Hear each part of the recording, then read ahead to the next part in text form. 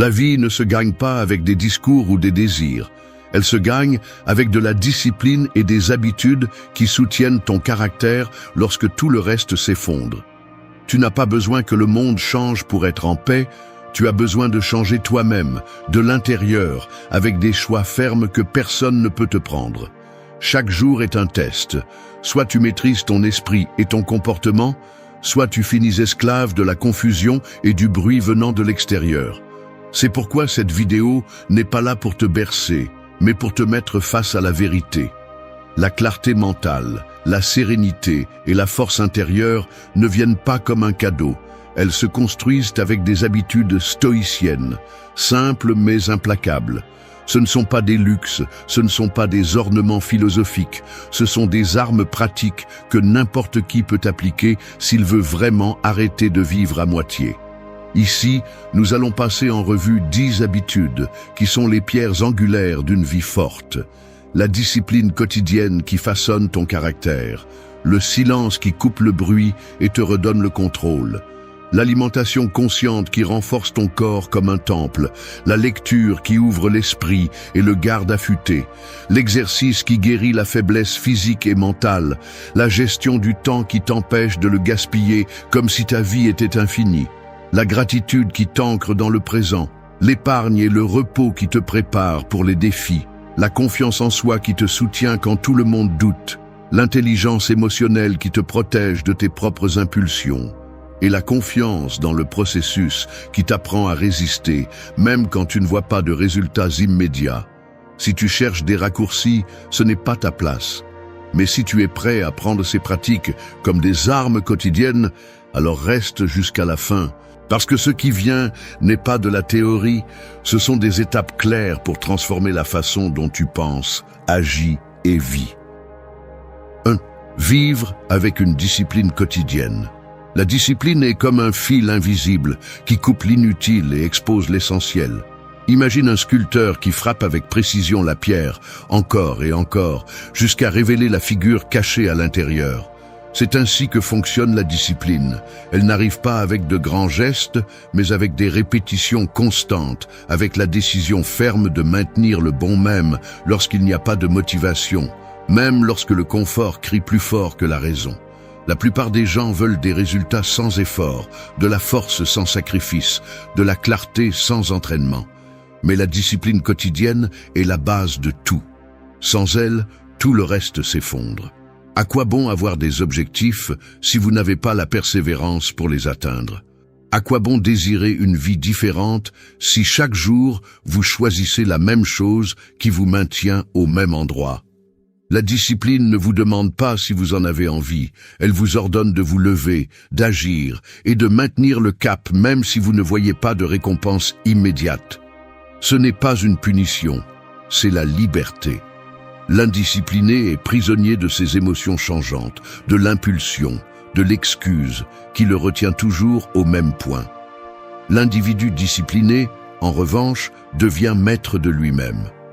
Il décide de se lever tôt, de s'entraîner, de nourrir son esprit, de tenir ses promesses, et il ne le fait pas pour impressionner qui que ce soit, il le fait parce qu'il sait que chaque acte répété façonne son caractère, renforce sa volonté et forge un esprit qui ne se plie pas facilement. Pense à quelqu'un que tu admires vraiment. Cela peut être un philosophe, un athlète, un leader, un artiste. Derrière leur grandeur, il n'y avait pas de chance aveugle ni d'inspiration constante, il y avait de la discipline, des matins d'entraînement, des répétitions infinies, des sacrifices que la plupart des gens ne voient ni ne valorisent. C'est ce qui sépare ceux qui rêvent seulement de ceux qui réussissent. La discipline est le pont entre l'intention et le résultat. Dans ta vie quotidienne, la discipline se traduit par des actions concrètes. Fixer des horaires et les respecter, s'entraîner même si tu n'as pas envie, étudier un peu plus lorsque l'esprit veut t'abandonner, maintenir l'ordre dans ton espace même si la paresse tente de s'imposer. Ce n'est ni grandiose ni spectaculaire, mais c'est ce qui te donne une structure lorsque tout autour semble être le chaos. Chaque fois que tu choisis la discipline plutôt que le caprice, tu entraînes ton esprit à résister à la difficulté et à maintenir ce qui compte. Avec le temps, Tu découvres que tu ne dépends plus de la motivation externe, mais que tu as en toi une force que personne ne peut te prendre. C'est là le véritable pouvoir, non pas que les autres te contrôlent, mais que tu sois maître de toi-même. La discipline quotidienne ne consiste pas à être parfait, mais à ne pas abandonner l'essentiel. Il s'agit de vivre selon une norme plus élevée, avec la conscience que chaque jour est une occasion de se renforcer plutôt que de s'affaiblir. Si tu choisis la discipline, tu choisis de te forger en quelqu'un qui ne s'effondre pas face à la difficulté. Et cela, dans un monde plein de distractions et d'excuses, est un acte de véritable rébellion. 2. Pratiquer le pouvoir du silence. Le silence est comme un océan profond. À la surface, il y a du bruit, des vagues qui se brisent, des tempêtes qui semblent tout dominer. Mais dans les profondeurs règne le calme. Rien ne perturbe sa quiétude. C'est ainsi que fonctionne le silence dans la vie de celui qui le pratique. Alors que le monde est agité par des voix, des opinions et des distractions, en toi existe un espace intact, un refuge où tu peux retrouver clarté et force. Aujourd'hui, nous vivons entourés d'un bruit constant, des écrans allumés, des notifications qui interrompent, des gens qui parlent sans réfléchir et qui s'épuisent dans des discussions inutiles. Ce bruit externe devient un bruit interne. Pensées accélérées, anxiété, confusion. C'est pourquoi le silence n'est pas un luxe, c'est une nécessité vitale. Le pratiquer, c'est comme nettoyer un verre embué pour voir à nouveau clairement ce qui est devant toi. Le pouvoir du silence ne signifie pas s'isoler du monde, mais entraîner la capacité de se taire, d'observer, d'écouter avant de réagir. Parce que dans le silence, tu apprends à te connaître, à écouter ton propre esprit sans filtre, à reconnaître ce que tu ressens et ce que tu penses vraiment. Beaucoup le craignent parce qu'en se taisant, des vérités inconfortables apparaissent. Insécurité, peur, souvenirs non résolus. Mais c'est justement là sa force, en t'obligeant à affronter ce que le bruit cache. Le silence est aussi une stratégie. Un mot mal dit peut détruire une relation. Une impulsion verbale peut ruiner des opportunités. Se taire au bon moment est une arme qui protège ton énergie et ta dignité. Tu n'as pas à répondre à chaque provocation. Tu n'as pas à donner ton avis dans chaque conversation. Garder le silence est parfois la manière la plus forte de démontrer le contrôle. Le sage choisit quand parler parce qu'il comprend que chaque mot a du poids et ne se gaspille pas en banalité. Dans la vie quotidienne, cela se traduit par des actions simples. Se réveiller et passer quelques minutes sans distraction, sans téléphone, juste avec toi-même. Écouter vraiment les autres, sans préparer la réponse, avant qu'ils aient fini de parler. Éviter de discuter par orgueil et choisir de garder le silence quand tu sais que l'autre personne ne cherche pas à comprendre, mais à gagner. Créer des espaces quotidiens de calme, où ton esprit peut se reposer du bruit extérieur. Celui qui pratique le silence se distingue des autres parce qu'il transmet une force intérieure. Il n'a pas besoin de crier pour être entendu. Il ne cherche pas la validation avec chaque mot. Il ne s'épuise pas à s'expliquer. Sa seule tranquillité parle plus fort que 1000 discours. Et quand il décide de parler, ses mots ont de l'impact parce qu'ils ne sont pas remplis de bruit, mais de sens. Dans un monde qui récompense celui qui parle le plus, qui expose le plus, choisir le silence est un acte de rébellion. Cela ne signifie pas que tu es faible, cela signifie que tu sais quand réserver ton énergie et quand la libérer avec précision. Si tu apprends à vivre avec cette capacité, ta vie cessera d'être contrôlée par le bruit et tu commenceras à te déplacer avec l'assurance de celui qui écoute, observe et domine avant d'agir. 3. Se nourrir en conscience. Le corps est comme un temple qui reflète ce qui y entre. Si tu remplis ses murs de feu, de fumée et de négligence, tôt ou tard, il s'effondre. Mais si tu le nourris avec respect, force et équilibre, il devient une forteresse capable de résister au passage du temps et au poids des batailles quotidiennes. Ce que tu choisis de mettre dans ta bouche n'est pas un détail mineur, c'est un acte qui conditionne ton énergie, ta clarté et même ton caractère. Manger n'est pas seulement apaiser la faim. Manger est une décision qui parle de la façon dont tu te traites toi-même. Beaucoup vivent en pilote automatique. Ils mangent vite. Ils mangent la première chose qu'ils trouvent. Ils mangent ce que les autres leur imposent comme mode ou ce que la publicité leur vend comme plaisir immédiat. Cette inconscience vole la vitalité, génère de la lourdeur et empoisonne peu à peu l'esprit. Car ce que tu endommages dans le corps se reflète inévitablement dans ton humeur et ta façon de penser. Le stoïcisme nous enseigne à être maître de ce qui dépend de nous. Et l'alimentation est l'un de ces domaines où tu ne peux blâmer ni le destin ni le hasard, car c'est toi qui décides de ce que tu mets dans ton assiette. Manger en conscience ne signifie pas être obsédé par des règles strictes ou transformer la nourriture en punition. Cela signifie comprendre que chaque bouchée est un vote en faveur de ta force ou de ta faiblesse. Quand tu choisis de te nourrir en conscience, ton énergie change. Tu commences la journée léger, concentré, capable de mieux performer au travail, dans les études ou à l'entraînement.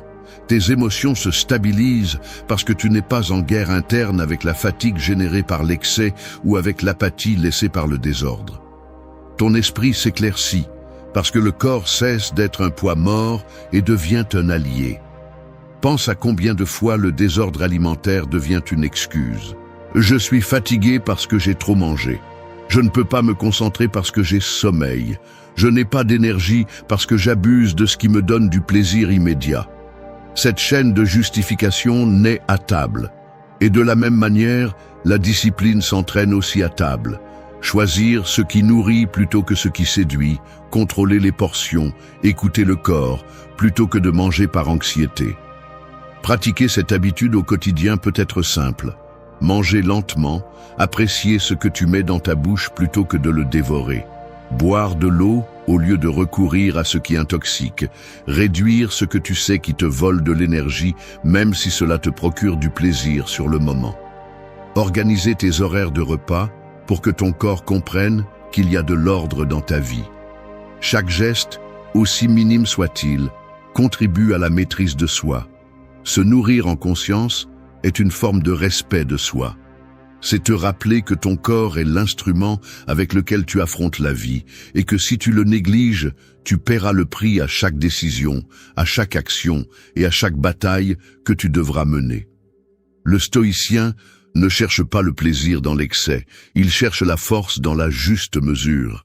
Et c'est là que réside la véritable liberté, ne pas dépendre de ce qui fait mal, mais renforcer ce qui soutient. 4. Lire tous les jours. L'esprit est comme un muscle caché. Si tu ne l'entraînes pas, il s'atrophie, devient lent, lourd, incapable de soutenir des idées fermes.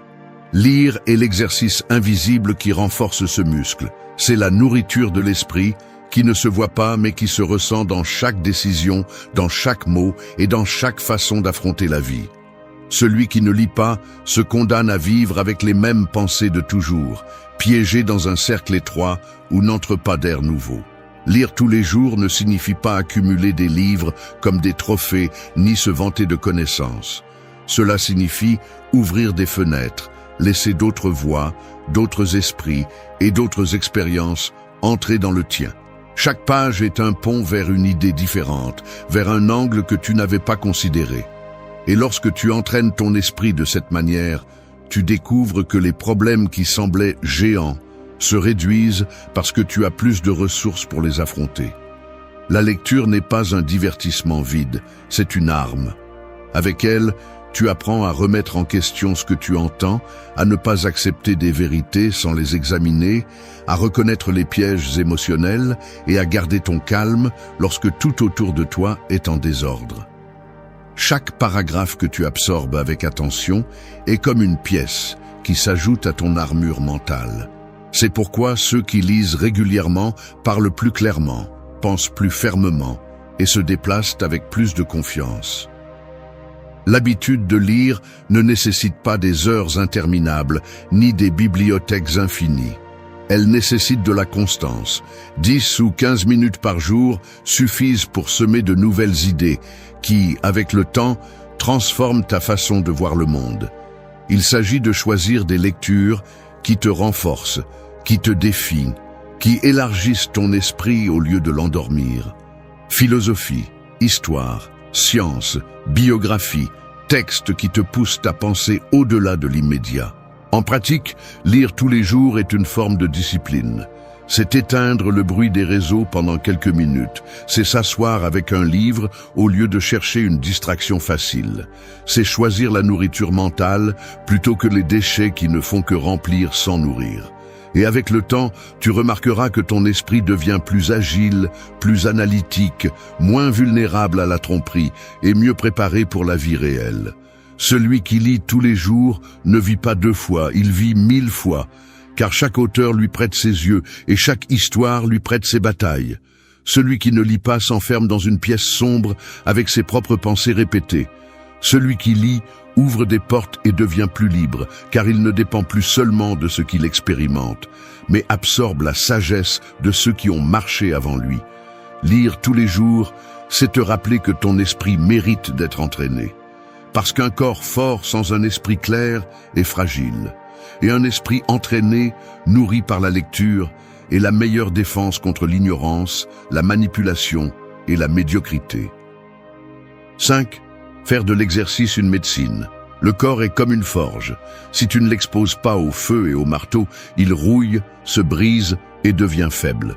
L'exercice est ce feu contrôlé qui durcit tes muscles, aiguise ta résistance et prépare ton esprit à ne pas abandonner au milieu de la difficulté. Il ne s'agit pas d'esthétique ou de vanité, il s'agit de survie. Un corps négligé est une ancre qui entraîne ton esprit vers l'apathie, mais un corps entraîné devient un allié qui soutient tes décisions les plus fermes. Faire de l'exercice une médecine signifie comprendre que chaque mouvement est une dose de force contre la fragilité, un bouclier contre l'usure et un investissement en clarté mentale. Parce que l'exercice ne renforce pas seulement les os et les muscles, il nettoie aussi l'esprit du brouillard de l'anxiété, libère la tension accumulée et rend la concentration que le chaos quotidien vole. Une promenade, quelques flexions, une routine simple peuvent être plus thérapeutiques que n'importe quelle excuse déguisée en repos éternel. La discipline physique ne dépend pas de la motivation, elle dépend de la décision. Celui qui attend d'avoir envie ne commence jamais, tandis que celui qui comprend la valeur de l'exercice en fait une partie de sa vie quotidienne, comme manger ou dormir. Et avec le temps, il découvre que cet effort n'est plus un sacrifice, mais une source d'énergie qui le pousse à être plus productif, plus résistant et plus stable. Tu n'as pas besoin d'une salle de sport coûteuse, ni de routine compliquée. Tu as besoin de constance. L'exercice pratique consiste à sortir courir, à soulever ton propre poids, à bouger avec intensité, à garder ton corps actif au lieu de le laisser sombrer dans l'inertie. Chaque goutte de sueur est un signe que tu expulses la faiblesse, que tu rappelles à ton corps qu'il n'a pas été créé pour le confort éternel, mais pour l'effort qui le maintient en vie. Dans la vie quotidienne, cela se traduit par des décisions petites mais puissantes. Utiliser les escaliers au lieu de l'ascenseur, marcher quand tu peux le faire, consacrer une demi-heure à bouger au lieu de te plonger dans l'écran. Ce sont des choix simples qui, accumulés, changent ton état physique et mental. Parce que le corps entraîné ne résiste pas seulement plus longtemps, il pense aussi mieux, réagit plus calmement et affronte l'adversité avec plus de fermeté. L'exercice est une médecine parce qu'il prévient la maladie de la faiblesse, parce qu'il guérit l'apathie et parce qu'il renforce ton caractère. Le stoïcien comprend qu'un esprit fort a besoin d'un corps qui l'accompagne. Ce n'est pas un culte de la forme, c'est un respect pour l'outil avec lequel tu traverses la vie. Si tu prends soin de ton corps avec le mouvement, tu le transformes en un champ fertile pour la discipline et la résilience. Et dans un monde qui célèbre le confort, entraîner ton corps est un acte de rébellion qui te rend le pouvoir. 6. Gérer le temps avec sagesse. Le temps est comme du sable qui s'écoule entre les doigts. Peu importe combien tu essaies de l'arrêter, chaque grain tombe et ne revient pas. Ce que tu fais avec ces instants définit qui tu es et ce que tu deviens. Le problème est que la plupart des gens vivent comme si le sable était infini, le gaspillant en distractions, en conversations sans intérêt et en activités qui ne laissent rien derrière elles.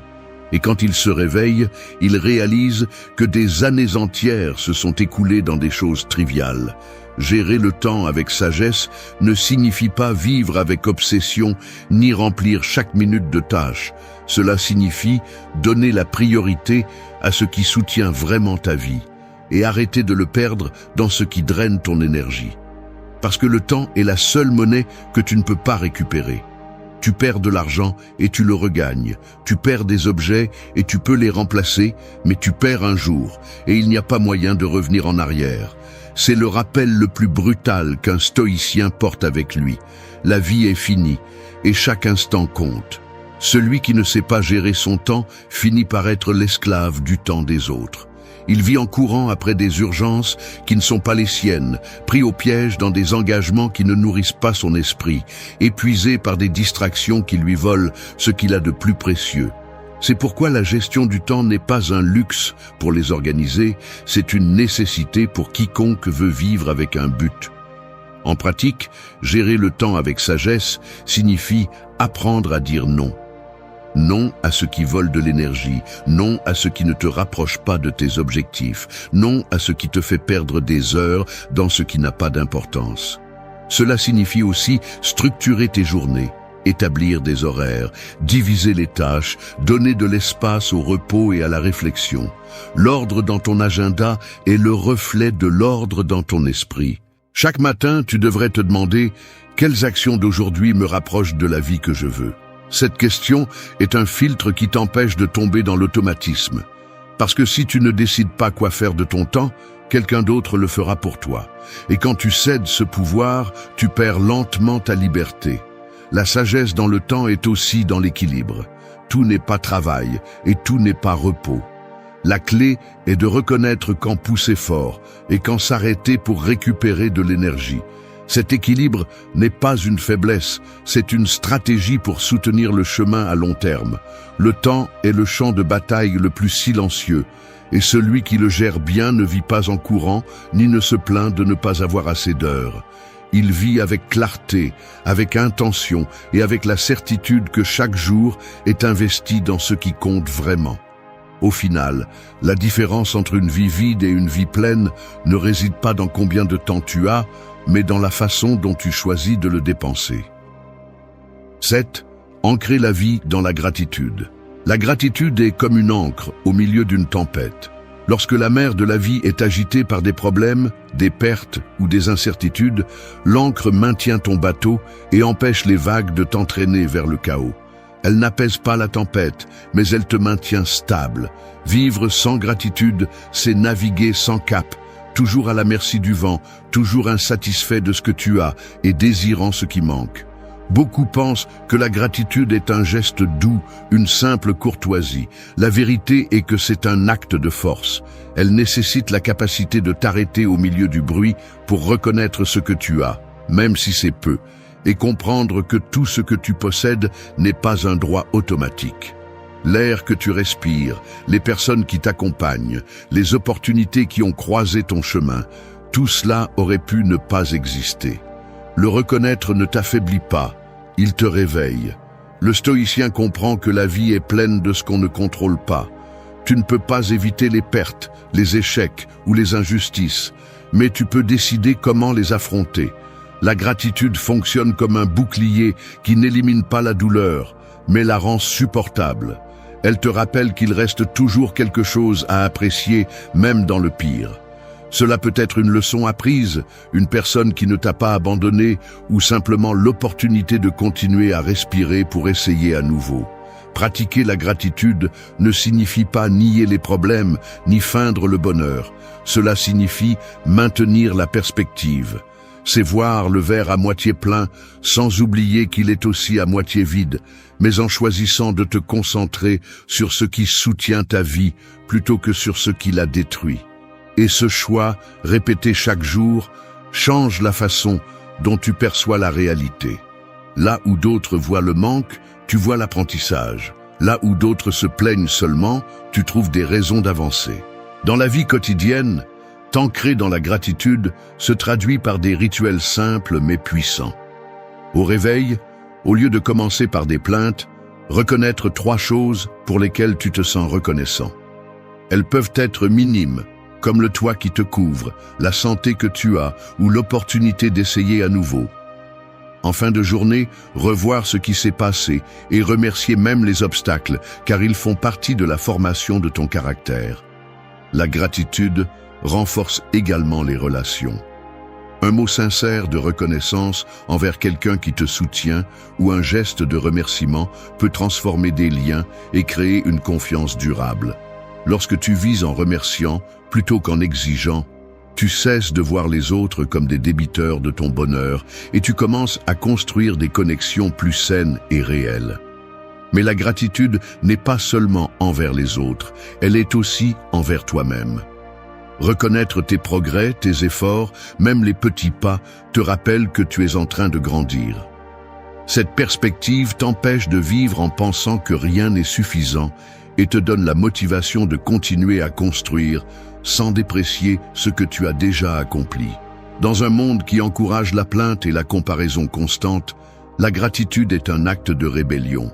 Elle te recentre, te protège du ressentiment et te donne la force de résister quand il semble que tout manque. Car celui qui est reconnaissant ne vit pas dans la pénurie, il vit dans l'abondance. Et cette abondance ne dépend pas de ce que tu possèdes, mais de ce que tu reconnais comme précieux. 8. Cultiver la confiance en soi. La confiance en soi est comme une armure invisible. On ne la voit pas, mais quand tu la portes, rien ne parvient à te blesser avec la même force. Sans elle, toute critique traverse ta peau, tout échec devient un coup mortel, toute opinion étrangère dicte ta valeur. Avec elle, en revanche, tu marches droit, conscient que tu n'es pas parfait, mais capable de faire face à tout ce qui vient. Beaucoup pensent que la confiance vient de l'extérieur, comme si les applaudissements ou les validations des autres la donnaient. C'est l'erreur qui les maintient fragiles. La véritable confiance en soi naît de l'intérieur, dans la répétition d'actes qui démontrent, d'abord à toi-même, que tu peux accomplir ce que tu te proposes. Elle ne se construit pas avec des discours motivants, elle se construit par une action constante. Chaque fois que tu relèves un défi, chaque fois que tu tiens ta promesse, chaque fois que tu te relèves après une chute, tu construis cette armure qui te soutient. Le stoïcien sait que la vie n'est pas exempte de coups. Il y aura des jours d'échec, des moments où tout s'effondre. C'est là que la confiance en soi fait la différence. Ce n'est pas croire que rien ne peut mal tourner, c'est savoir que même si tout échoue, tu auras la force de recommencer. Cette conviction ne s'improvise pas. Elle se travaille comme on travaille un muscle. Cultiver la confiance en soi au quotidien implique de te parler fermement au lieu de répéter des discours de défaite. Cela implique d'oser prendre des décisions même si tu n'as pas de garantie de réussite. Cela implique de reconnaître tes erreurs sans te détruire pour elles, parce que tu sais que te tromper ne te définit pas, ce qui te définit, c'est la façon dont tu te relèves. La confiance en soi n'est pas de l'arrogance. L'arrogant dépend tellement du regard extérieur qu'il crie et se vante pour convaincre les autres. Le confiant n'a pas besoin de bruit. Sa sécurité se reflète dans ses actes. Il parle quand c'est nécessaire, avance sans demander la permission, affronte les défis avec calme. Ce calme vient de la certitude qu'il a déjà prouvé sa force dans de petites batailles quotidiennes. Un exercice pratique est de se rappeler chaque jour ce que tu as déjà accompli. Non pas pour vivre dans le passé, mais pour rappeler à ton esprit que tu es plus fort que tu ne le penses. Une autre pratique est de te lancer dans ce que tu crains au lieu de l'éviter, car chaque peur surmontée est une brique de plus dans la construction de ta confiance. Dans un monde qui essaie de briser ta sécurité avec des comparaisons et des critiques, cultiver la confiance en soi est un acte de résistance. C'est te dire « je n'ai pas besoin d'approbation externe pour savoir qui je suis », parce que la vraie confiance ne dépend du regard de personne, elle dépend de ta conviction que, quoi qu'il arrive, tu auras la force de te soutenir. 9. Gérer les émotions avec intelligence. Les émotions sont comme des chevaux sauvages. Si vous les laissez courir sans contrôle, ils vous entraînent dans n'importe quelle direction, même vers le précipice. Mais si vous apprenez à tenir les rênes, ces mêmes chevaux deviennent une force qui vous propulse avec vitesse et puissance vers l'endroit où vous voulez vraiment aller. La différence ne réside pas dans l'émotion elle-même, mais dans la façon dont vous décidez de la gérer. Beaucoup de gens pensent que vivre intensément signifie se laisser emporter par ce qu'ils ressentent, réagir sans filtre et le justifier par des phrases comme « c'est comme ça que je suis » ou « je ne peux pas m'en empêcher ». C'est la recette parfaite pour l'autodestruction et la rupture des liens, car celui qui ne sait pas gérer ses émotions finit par en être l'esclave. Un jour, la colère lui fait perdre des opportunités. Un autre jour, la tristesse l'empêche d'avancer. Un autre jour, l'euphorie le pousse à prendre des décisions qu'il regrettera plus tard. Le stoïcien ne nie pas les émotions, ni ne les réprime jusqu'à les éteindre. Il reconnaît que ressentir fait partie de la nature humaine, mais il comprend aussi que tout ce qui est ressenti ne doit pas se transformer en action immédiate.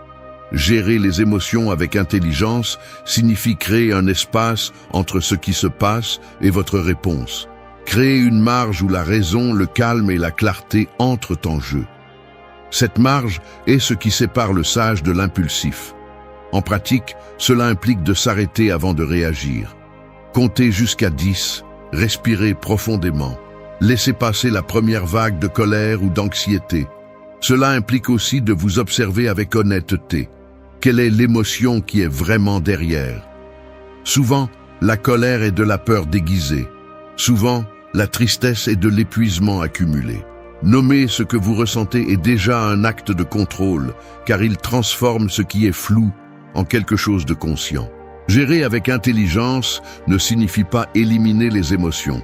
Cela signifie les canaliser. La colère peut être utilisée comme moteur pour changer ce qui ne va pas. La peur peut se transformer en prudence, la tristesse en empathie, la joie en énergie à partager. La clé est de ne laisser aucune émotion être le maître absolu de vos actes. C'est vous qui décidez où diriger cette force. Dans la vie quotidienne, pratiquer cette habitude se traduit par écrire ce que vous ressentez au lieu de l'exploser dans une discussion. Parlez calmement quand l'émotion demande à crier, prendre un moment avant de répondre à un message qui pourrait déclencher un conflit. Chaque fois que vous faites cela, vous renforcez votre capacité de gouvernance interne et vous devenez quelqu'un qui n'est pas facile à manipuler. Dans un monde qui nourrit des réactions rapides et des émotions débordantes, gérer les vôtres avec intelligence est un signe de véritable pouvoir.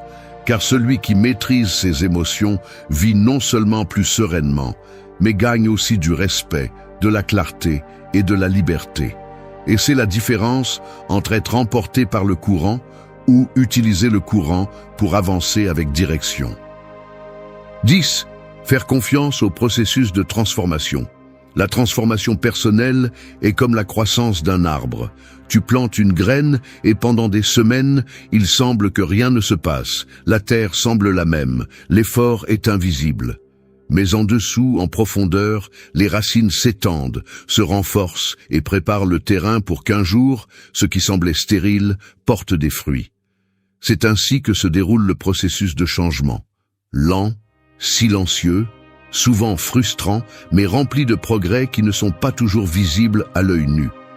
L'erreur la plus courante est d'attendre des résultats immédiats.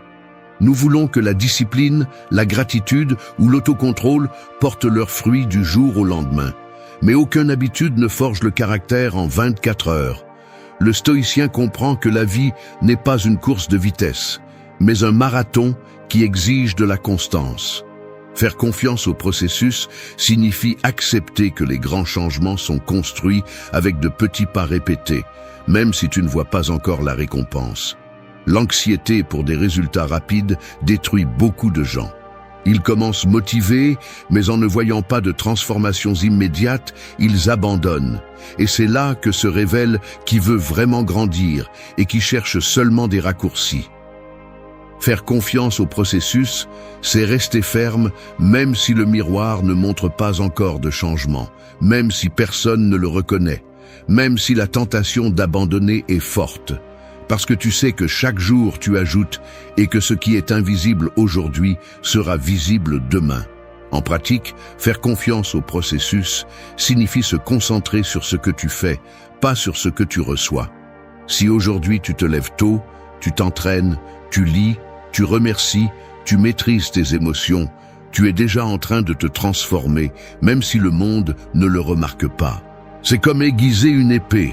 Chaque coup sur le métal semble petit, mais avec le temps, il devient un tranchant implacable. Cela implique aussi d'être patient avec toi-même. Il y aura des chutes, des erreurs, des jours où tu ne respecteras pas tes engagements. Le processus n'est pas linéaire, c'est une courbe de montée et de descente.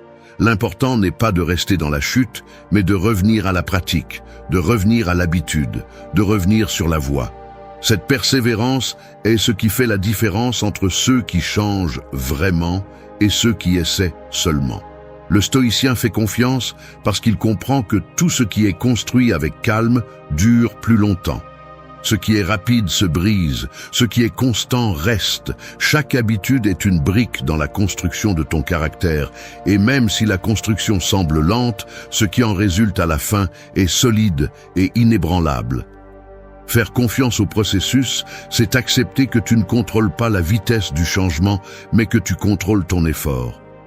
C'est croire que ce que tu sèmes aujourd'hui portera des fruits, même si tu tardes à les voir.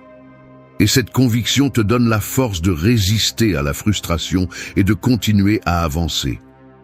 Parce qu'au final, la véritable transformation n'est pas une destination. C'est un chemin que l'on parcourt chaque jour avec patience et fermeté. Merci d'être resté jusqu'à la fin de la vidéo. Si vous avez tout vu, commentez. Chaque matin est un défi. Tu te lèves, et sans t'en rendre compte, tu es déjà engagé dans une lutte contre la paresse qui t'attrape, contre les pensées désordonnées qui veulent te voler ta tranquillité, contre les émotions qui cherchent à gouverner ta journée avant même que tu aies fait le premier pas. Ce n'est pas un jeu, c'est la réalité. Celui qui commence la journée sans direction finit par être emporté par l'extérieur, sans force, sans clarté, sans contrôle. C'est pourquoi les stoïciens accordaient tant d'importance à l'aube. Marc Aurèle écrivait qu'au réveil, il devait se rappeler que la vie le mettrait face à des difficultés, des personnes compliquées et des moments durs, mais que tout cela faisait partie de la nature du monde. Épictète enseignait que tu ne peux pas contrôler ce qui se passe, mais tu peux contrôler comment tu y fais face. Et Sénèque avertissait que gaspiller le temps est la plus grande des pertes, car c'est la seule chose qui ne revient jamais. Si tu unis ces idées, tu comprends que le matin n'est pas un espace quelconque, c'est le terrain où se forge le caractère de la journée. Si tu te réveilles sans intention, tu seras la victime du bruit. Mais si tu te réveilles avec discipline, tu transformes ton esprit en une arme. La sérénité n'est pas une faiblesse, c'est un pouvoir contrôlé. La clarté n'est pas un hasard, c'est une pratique quotidienne. Ici, tu n'entendras pas de phrases creuses, mais des méditations stoïciennes que tu peux appliquer dès le premier moment de la journée. Ce sont 8 leçons, 8 rappels qui transforment les matins en un entraînement de force et de sagesse. Reste jusqu'à la fin, car si tu les appliques, tu cesseras de vivre tes journées en automatique et tu commenceras à les vivre avec la trempe d'un guerrier qui ne cède sa paix à rien ni à personne. 1. Prépare-toi pour les difficultés. L'aube ressemble à un échiquier. À peine ouvres-tu les yeux, les pièces sont déjà en mouvement. Peu importe si tu le veux ou non, la partie a commencé. Et l'erreur la plus courante est de croire que ce sera un jeu tranquille, alors qu'en réalité il y aura des attaques, des surprises et des mouvements que tu ne peux pas anticiper. C'est ainsi que fonctionne la vie, et celui qui se réveille en pensant que tout sera en sa faveur se trompe et se condamne à la frustration. Le stoïcien, en revanche, commence la matinée en acceptant que les problèmes sont inévitables, que le monde ne tournera pas pour le satisfaire, et que sa seule véritable préparation réside dans l'attitude avec laquelle il décide de les affronter. Marc Aurèle l'a bien dit, chaque jour, tu seras entouré de personnes qui peuvent être ingrates, arrogantes ou injustes. Quel est l'intérêt de s'étonner quand cela arrive? La difficulté n'est pas un accident, elle fait partie du paysage humain. Il en va de même pour les obstacles de la vie quotidienne. Retard, pertes, disputes, responsabilités qui se multiplient quand tu t'y attends le moins. Si tu ne te prépares pas mentalement, chacun de ces coups devient un mur qui fait s'effondrer ton moral. Mais si dès le début de la journée tu reconnais qu'ils viendront, ton esprit ne trébuche plus, mais avance avec assurance. Épictète répétait que nous ne devons pas demander que les choses se passent comme nous le voulons, mais les vouloir comme elles se passent. Ce n'est pas de la résignation, c'est de la stratégie. Celui qui se lève en espérant le confort finit par être frustré. Celui qui se réveille, préparé à l'inconfort, surpris par rien, devient invincible. La douleur, le rejet, la difficulté économique, les problèmes de travail, rien de tout cela ne disparaît, mais rien ne parvient à te briser parce que tu l'avais prévu, tu avais déjà entraîné ton esprit à le supporter. Et dans cette résistance se trouve la liberté. Imagine un soldat qui part à la guerre en étant sûr qu'il n'y aura pas de bataille. Le premier coup de feu le paralyse. En revanche, le guerrier qui sait qu'il y aura un affrontement n'est plus surpris. Il agit, répond et reste calme. La vie n'est pas différente. Si tu t'attends à ce que tout le monde te traite avec justice, à ce que tes plans se réalisent à la lettre, à ce que rien ne faille, tu seras comme ce soldat naïf qui tombe au premier coup. Mais si ton aube commence avec la certitude qu'il y aura une lutte, que tout ne sera pas parfait, alors chaque obstacle devient une partie de ton entraînement, une occasion de montrer la force que tu as en toi. Sénèque disait que le malheur frappe plus fort ceux qui n'ont jamais pensé qu'il arriverait. C'est pourquoi la préparation stoïcienne ne cherche pas à éliminer la difficulté, mais à désarmer son impact. Quand tu l'avais déjà prévu, elle cesse d'être une tragédie et devient un autre test de caractère. Prépare-toi tôt, rappelle-toi qu'aujourd'hui, il y aura des défis et que certains te feront mal. Cette simple pratique change la façon dont tu vis. Ce n'est pas la même chose de trébucher sur la tempête que de l'attendre avec le manteau prêt. La difficulté n'est pas ton ennemi, c'est ton maître. La douleur t'apprend la résistance, la perte t'apprend la gratitude, l'échec t'apprend la discipline. Celui qui se prépare pour le dur ne vit pas dans la paranoïa, il vit dans la sagesse. Parce que le jour où tout se passe sans obstacle, au lieu de le tenir pour acquis, il l'apprécie comme un cadeau. Et quand le jour arrive chargé de problèmes, il ne se brise pas, parce que son esprit était déjà forgé pour le supporter. C'est là la véritable force stoïcienne. Transformer chaque difficulté en un terrain d'entraînement où ton esprit se trempe comme l'acier. 2. Valorise ton temps. Le temps ressemble à une rivière qui ne s'arrête jamais. Peu importe combien tu essaies de retenir l'eau entre tes mains, elle s'échappe toujours et ne revient pas. Chaque aube nous donne une portion de cette rivière, et ce que nous en faisons définit la qualité de notre vie. Le problème est que beaucoup le traitent comme s'il était infini, comme s'ils pouvaient le gaspiller sans conséquence. Et c'est là la racine de la médiocrité. Croire qu'il y aura plus de temps qu'il n'en existe réellement. La réalité est dure et simple. Ce que tu perds aujourd'hui, tu ne le récupéreras jamais. Sénèque a été catégorique lorsqu'il a dit que nous ne manquons pas de temps, mais que nous le gaspillons. Il n'y a pas de phrase plus directe ni plus inconfortable, parce que si tu penses que ta vie ne te suffit pas, ce n'est peut-être pas une question d'années, mais de choix. Tu passes des heures à vérifier ce qui n'a pas d'importance, à discuter de ce qui ne change pas, à reporter ce que tu sais que tu dois faire, et à la fin tu te demandes pourquoi les jours s'échappent. La réponse est claire. Tu les as donnés à l'inutile. Le sage stoïcien ne cherche pas plus de temps, il cherche à l'utiliser avec intensité et but. Marc Aurèle, dans ses méditations, insistait sur la brièveté de la vie. Il le disait avec sérénité, non avec désespoir. Se rappeler que l'existence est courte ne doit pas déprimer, elle doit éveiller. La conscience de l'éphémère est ce qui t'oblige à prioriser, à choisir avec qui tu partages ton énergie, à décider ce qui vaut la peine et ce qui ne vaut pas. Lorsque tu assumes que chaque jour est un prêt dont tu ne sais pas jusqu'à quand tu l'auras, tu vis avec plus de clarté. Tu ne perds pas en trivialité parce que tu sais que chaque minute donnée ne revient jamais. Le temps est la ressource la plus démocratique du monde. Personne n'a plus de 24 heures en une journée.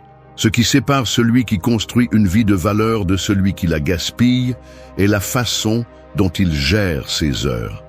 Et voici la vérité inconfortable. Ce n'est pas que tu n'as pas de temps, c'est que tu ne l'utilises pas bien. Si tu peux passer 1 heure coincé dans des distractions, mais que tu ne peux pas consacrer 15 minutes à renforcer ton esprit, la faute n'est pas à l'horloge, elle est à tes priorités. Épictète enseignait à distinguer ce qui dépend de nous et ce qui ne dépend pas. Le temps qui est déjà passé ne dépend pas de toi, il est mort. Celui qui est à venir non plus, il est incertain. La seule chose qui est vraiment entre tes mains est l'instant présent. Et si tu le laisses passer sans l'utiliser, tu restes vide. C'est le véritable gaspillage. Abandonner le seul espace de contrôle que tu possèdes. Valoriser ton temps signifie aussi le protéger.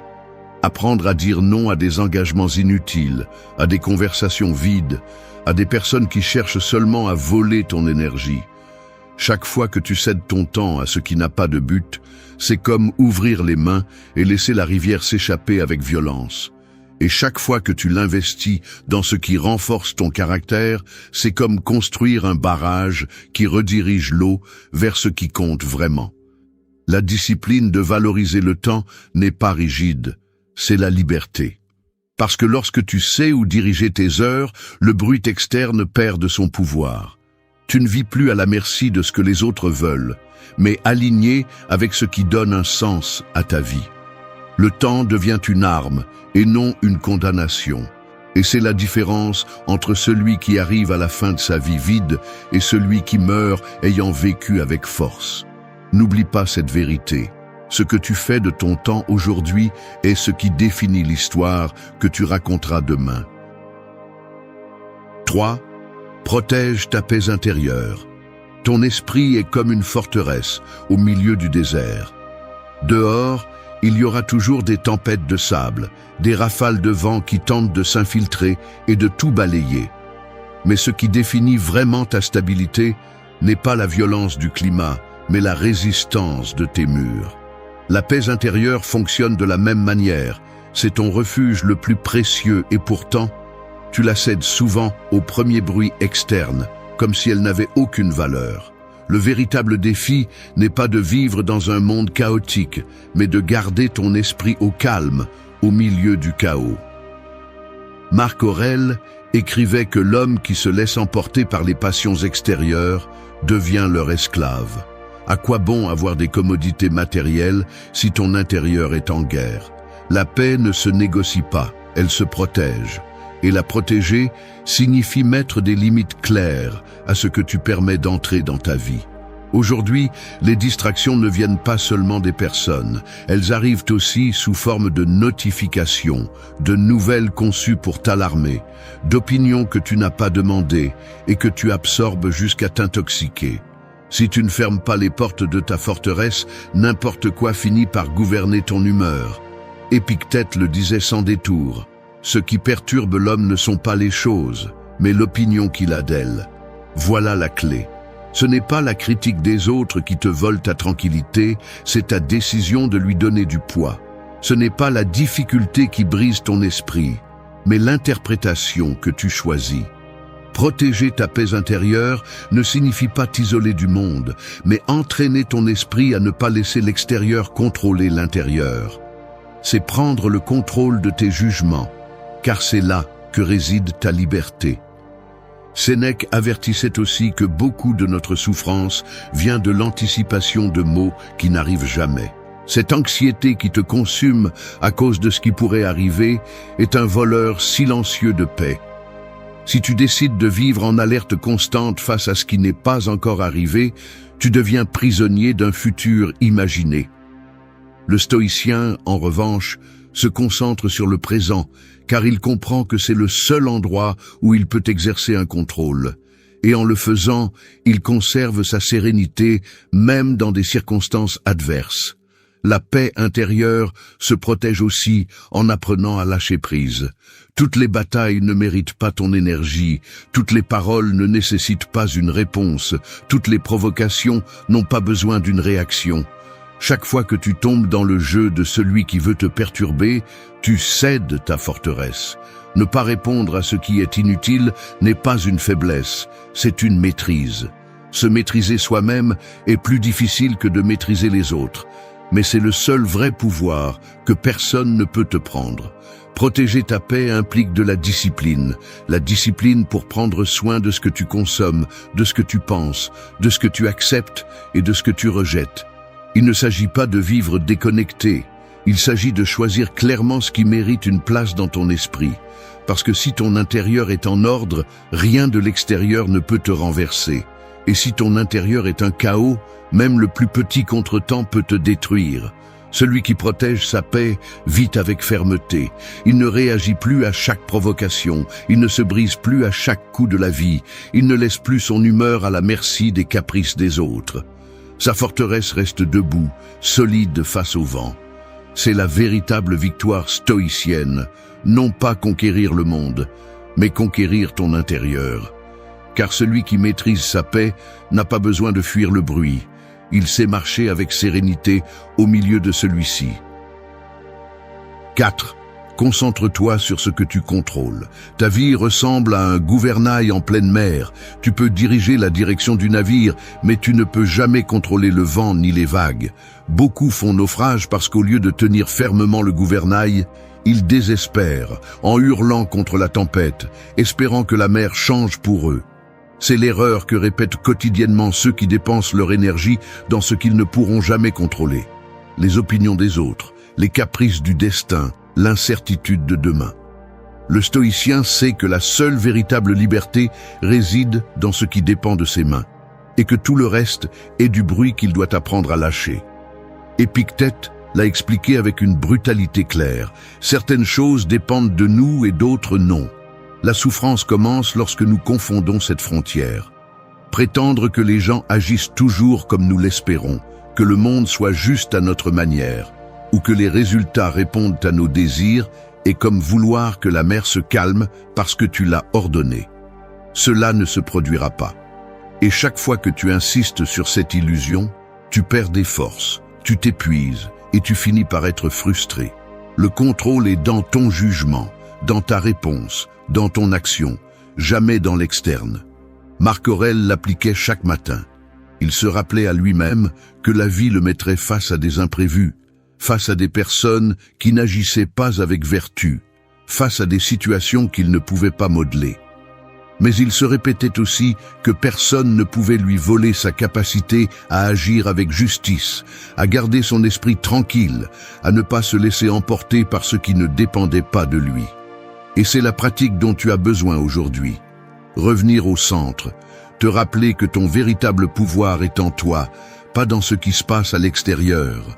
Le problème moderne est que nous donnons notre paix à des facteurs que nous ne pouvons pas gérer. Une critique sur les réseaux sociaux peut ruiner toute la journée, une mauvaise nouvelle mondiale provoque de l'anxiété, même si tu n'as aucune influence sur elle, un geste d'indifférence de quelqu'un de proche devient un poison que tu répètes dans ton esprit. Mais qu'est-ce que tu changes avec ça? Rien. Tu perds de l'énergie que tu pourrais utiliser dans ce qui dépend de toi. Ta discipline, ton caractère, ton travail, ta façon de répondre. Ce qui échappe à ton contrôle ne doit pas gouverner ton humeur, car si c'est le cas, tu deviens l'esclave de l'externe. Sénèque disait que le véritable homme fort est celui qui reste debout même lorsque le destin le frappe avec violence. Non pas parce qu'il peut éviter les coups, mais parce que sa force réside dans la façon dont il les affronte. La pluie tombe, le vent souffle, la vie frappe. Tu décides si tu te noies dans la plainte ou si tu utilises ce moment comme une preuve de ton tempérament. Ce choix est toujours entre tes mains, même si rien d'autre ne l'est. Te concentrer sur ce que tu contrôles n'est pas une phrase décorative, c'est un entraînement quotidien. C'est t'arrêter chaque fois que ton esprit court après l'impossible et le ramener au présent. Puis-je changer cela avec mon action? Si la réponse est non, tu le lâches. Cela dépend-il de ma discipline, de mes paroles, de mes décisions? Alors, tu mets toute ta force là. Cette habitude n'élimine pas les problèmes, mais elle évite que tu ne gaspilles ta vie à combattre des batailles que tu ne gagneras jamais. Celui qui maîtrise ce principe vit avec une sérénité déconcertante. Il peut être entouré de chaos et pourtant rester calme, parce que son énergie ne se disperse pas dans l'inutile. La tempête est toujours là, La mer est la même, mais son regard est fixé sur le gouvernail. Et dans cette fermeté, il trouve la liberté, parce qu'il a compris que la vie ne consiste pas à contrôler le monde, mais à se contrôler soi-même. 5. Commence la journée avec discipline. Le début de la matinée est comme le premier domino que tu renverses. Ce petit mouvement détermine la direction de toutes les pièces qui suivent. Si cette première action est faible, toute la journée chancelle. Si elle est ferme, le reste coule avec clarté. Beaucoup échouent parce qu'ils croient que la discipline est un grand acte qui apparaît de temps en temps, alors qu'en réalité elle se forge dans les premières minutes de l'aube, dans les petites décisions qui semblent insignifiantes, mais qui marquent le cours entier de ta vie. Marc Aurèle se répétait qu'il devait se lever même si son corps demandait à continuer à dormir, parce qu'il était né pour agir, pas pour se reposer éternellement. Nous avons tous cette lutte interne. Le réveil sonne et l'esprit murmure des excuses. 5 minutes de plus, je commence demain. Aujourd'hui n'est pas le moment. Si tu cèdes là, tu as déjà donné ta journée. Celui qui gagne cette première bataille gagne la guerre, car chaque action qui suit naît de cette victoire initiale. Il ne s'agit pas de se réveiller tôt, il s'agit de se lever avec un but, de commencer avec le contrôle dans tes mains et non dans l'inertie du confort. Épictète rappelait que ce n'est pas libre celui qui fait ce qu'il veut, mais celui qui se domine lui-même. Et cette domination commence le matin. Pourquoi ? Parce que dans ces minutes, tu n'es pas encore contaminé par l'extérieur, les distractions n'arrivent pas encore, tu as encore le pouvoir de définir la direction. Si tu décides d'agir avec discipline, tu entraînes ton esprit pour que le reste de la journée suive cette ligne. En revanche, si tu commences en cédant à la paresse, au désordre, à la dispersion, tu deviens esclave dès le premier instant. Sénèque disait que la vie est plus gaspillée dans l'indécision que dans l'action erronée. Et cela s'applique chaque matin. Reporter l'important, perdre la première heure en rien, laisser la journée te traîner au lieu de prendre le contrôle est une façon silencieuse de perdre ta vie. La discipline du matin n'est pas un caprice, c'est un rappel que tu es aux commandes, que tu décides et que tu ne réagis pas simplement. Chaque habitude que tu pratiques en te réveillant devient une brique avec laquelle tu construis ton caractère. La discipline matinale n'a pas besoin de rituels complexes. Il s'agit de l'essentiel. Ranger ton espace, bouger ton corps, entraîner ton esprit avec de la lecture ou de la méditation, planifier ce qui compte vraiment. Ce sont de petites actions, mais répétées avec fermeté, elles deviennent inébranlables. Et quand tu le fais, tu n'améliores pas seulement ta productivité, tu améliores ton esprit, parce que tu apprends à ne pas dépendre de motivations éphémères. Tu agis parce que tu l'as choisi, pas parce que tu l'as ressenti. Commence la journée avec discipline, et le bruit extérieur perd de sa force. Les urgences des autres ne te traînent pas, les distractions ne te vainquent pas, les imprévus ne te font pas dévier de ta route. Parce que ton esprit a déjà une base solide, tu as déjà été l'architecte de ton aube. Et c'est l'avantage que peu de gens ont. Pendant que d'autres réagissent, tu agis. Pendant que d'autres se lamentent, tu avances. Celui qui domine la première heure de la journée domine le reste. Celui qui entraîne la discipline le matin entraîne la liberté pour toute sa vie. N'attends pas que les grandes victoires arrivent par surprise. Construis-les dès l'aube. Parce que le caractère fort ne se lève pas dans les discours, il se lève dans les premières décisions que tu prends quand tu es encore à moitié endormi et que tu décides que ta volonté vaut plus que ton confort. C'est la véritable discipline stoïcienne. 6. Choisis la vertu plutôt que le plaisir. Le plaisir ressemble à une étincelle dans l'obscurité. Il brille fort, t'éblouit pendant un instant, mais s'éteint aussi rapidement, te laissant à nouveau dans la pénombre. La vertu, en revanche, est comme un feu qui prend du temps à s'allumer, qui exige de la patience et des efforts, mais qui, une fois allumé, éclaire et réchauffe toute une vie. La différence entre vivre esclave de ses impulsions ou vivre guidé par des principes réside dans la flamme que tu décides d'alimenter chaque matin. Les stoïciens ne rejetaient pas le plaisir en soi, mais le danger de le transformer en maître. Marc Aurèle écrivait que l'âme se dégrade lorsqu'elle poursuit ce qui n'apporte rien de durable. Si ta journée commence en cherchant uniquement le confort, les distractions faciles ou les récompenses immédiates, tu entres dans une spirale où rien n'est jamais suffisant. Tu manges plus que nécessaire, tu consommes plus que ce qui t'apporte, tu te divertis jusqu'à te vider, et à la fin, ce qui semblait être un soulagement se transforme en vide. Épictète était encore plus direct. Il disait que la liberté est perdue lorsque tu es dominé par tes désirs. Et voici la vérité crue, celui qui vit en poursuivant le plaisir vit enchaîné. Enchaîné aux impulsions, à la consommation, à la recherche désespérée de stimuli qui ne rassasient jamais. La vertu, en revanche, exige des efforts, mais te rend le contrôle. Elle nécessite de la discipline pour choisir ce qui est juste plutôt que ce qui est confortable, mais ce choix te renforce. Lorsque tu choisis la vertu plutôt que le plaisir, tu choisis le caractère plutôt que la faiblesse. Sénèque l'a expliqué clairement. L'homme sage ne se prive pas de ce qui est agréable, mais il n'en a pas non plus besoin. Il peut en profiter, mais il n'en dépend pas. C'est là la véritable différence. Le plaisir n'est pas mauvais en soi, mais si tu en fais une condition pour ton bien-être, tu es piégé. Chaque matin est une scène où tu décides si tu vis pour l'immédiat ou pour le transcendant. Vas-tu te lever en cherchant ce qui est facile, ce qui apaise pour un moment? Ou vas-tu te lever en construisant ton caractère avec des choix fermes? Choisir la vertu plutôt que le plaisir ne signifie pas vivre amèrement ni réprimer tout désir. Cela signifie ne pas laisser ces désirs gouverner ta vie. Cela signifie que tu décides d'entraîner ton esprit à prioriser ce qui te rapproche de ton but plutôt que ce qui te distrait simplement. Au réveil, ce choix est présent dans les choses les plus simples.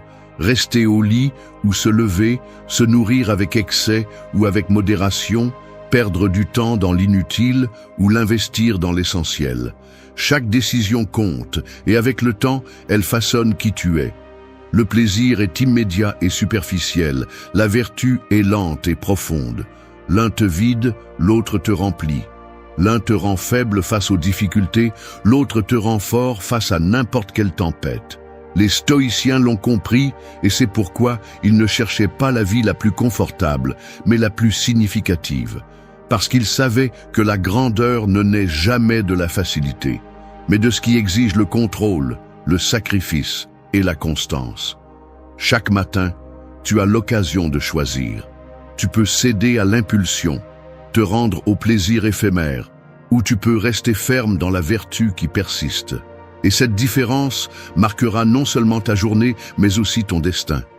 Choisis la vertu et tu trouveras la force en toi. Choisis le plaisir et tu finiras esclave de ce qui ne sera jamais suffisant. Ta vie est définie par la flamme que tu décides d'allumer et cette décision commence toujours à l'aube. 7. Transforme la douleur en force. La douleur est comme un marteau frappant sur le fer. Elle peut le briser s'il est fragile, mais elle peut aussi le forger en acier s'il résiste. C'est ainsi que cela fonctionne dans la vie. Chaque coup, chaque perte, chaque déception a le pouvoir de vous détruire ou de vous transformer. Il ne s'agit pas de nier la souffrance, ni de la déguiser en quelque chose de positif. Il s'agit de l'utiliser comme carburant pour grandir au lieu de se noyer dans la plainte. La douleur ne demande pas la permission, elle apparaît quand on s'y attend le moins, mais ce que vous en faites est votre décision. Marc Aurèle, entouré de guerres, de maladies et de trahisons, écrivait dans ses méditations que l'obstacle est le chemin.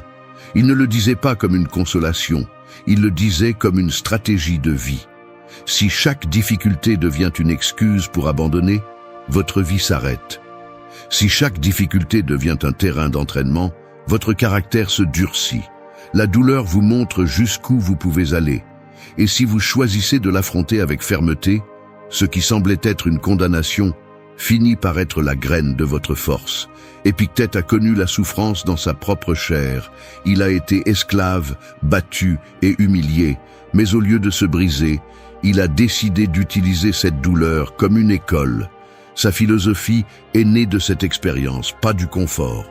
Il disait lui-même que personne n'est libre jusqu'à ce qu'il apprenne à maîtriser son intérieur, même dans l'adversité. C'est l'enseignement que vous devez appliquer. Vous ne pouvez pas empêcher la vie de vous frapper, mais vous pouvez décider que ce coup ne vous transforme pas en victime, mais en quelqu'un de plus fort. Sénèque prévenait que l'adversité révèle l'homme à lui-même.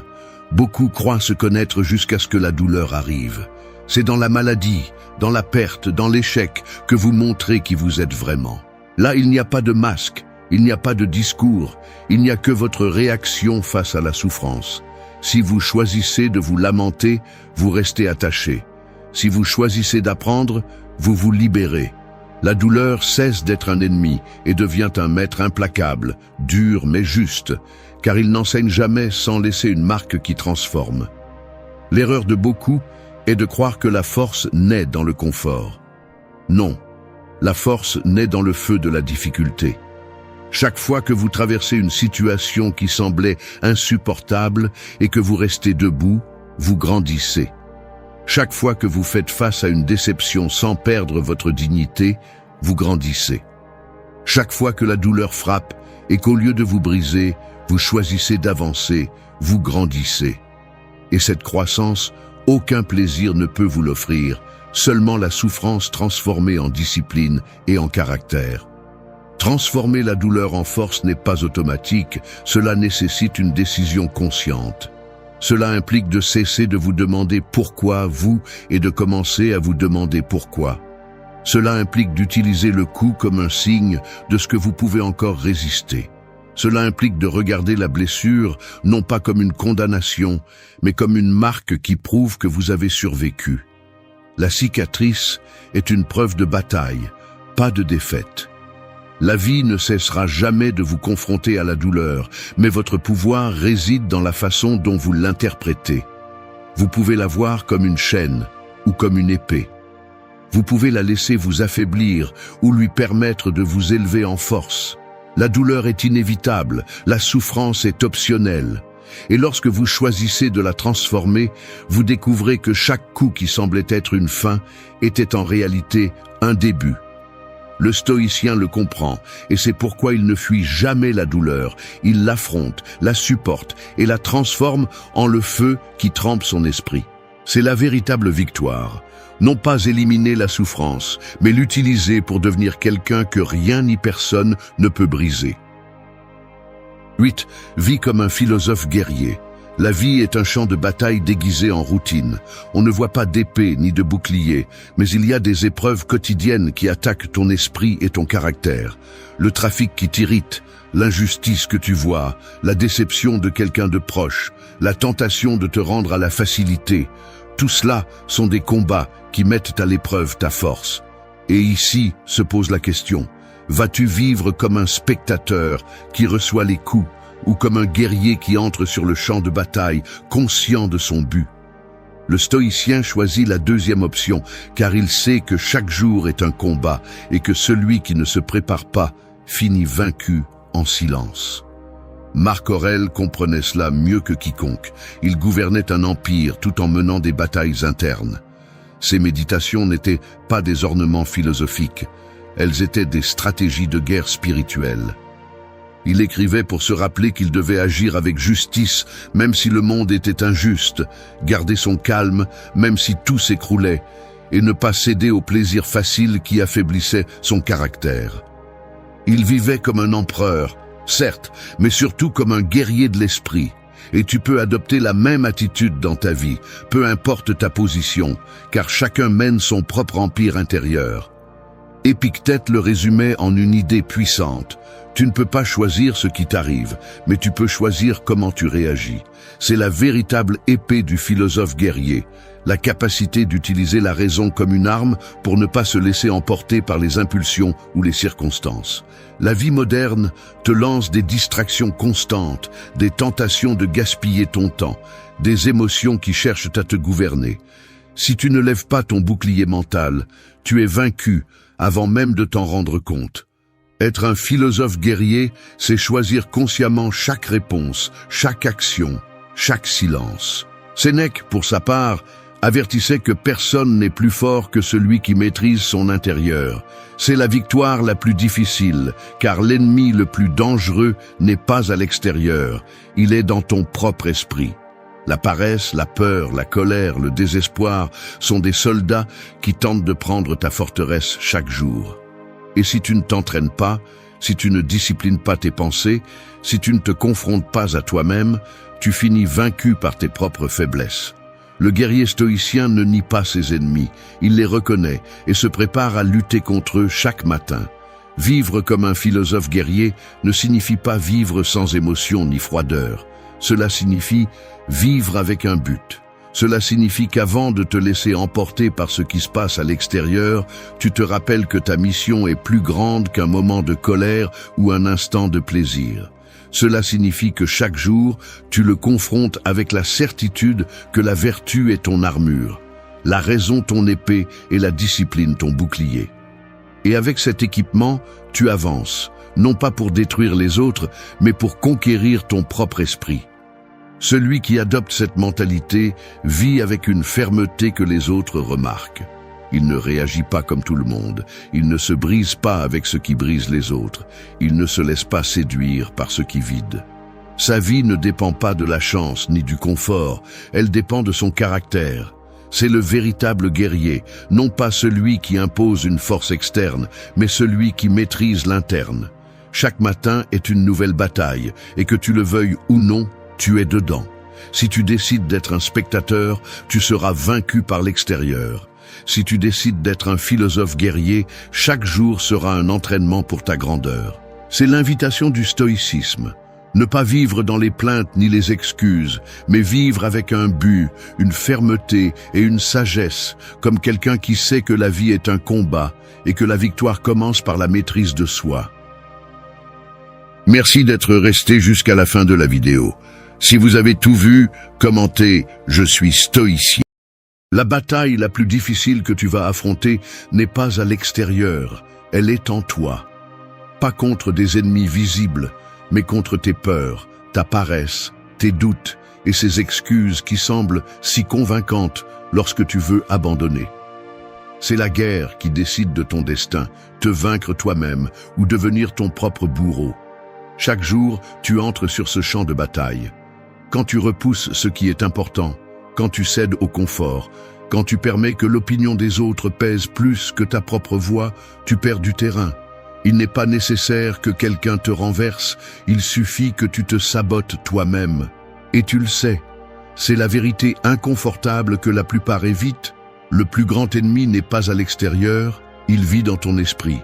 Ici, nous ne parlons pas de motivation bon marché, ni de phrases pour te rassurer. Ici, il s'agit de regarder la réalité en face. Si tu ne maîtrises pas ton esprit, il te domine. Et il le fait sans pitié, avec des pensées qui te limitent, des émotions qui t'enchaînent et des habitudes qui te mènent directement à l'échec. Ce que tu entendras ne sont pas des embellissements, ce sont des armes. Des armes pour que tu apprennes à te donner la priorité, à définir un but, à faire taire le bruit et à te discipliner même lorsque tu ne le souhaites pas. Parce que personne ne va combattre cette guerre pour toi. Si tu ne la mènes pas, tu perds tout, ta liberté, ton progrès, ta vie.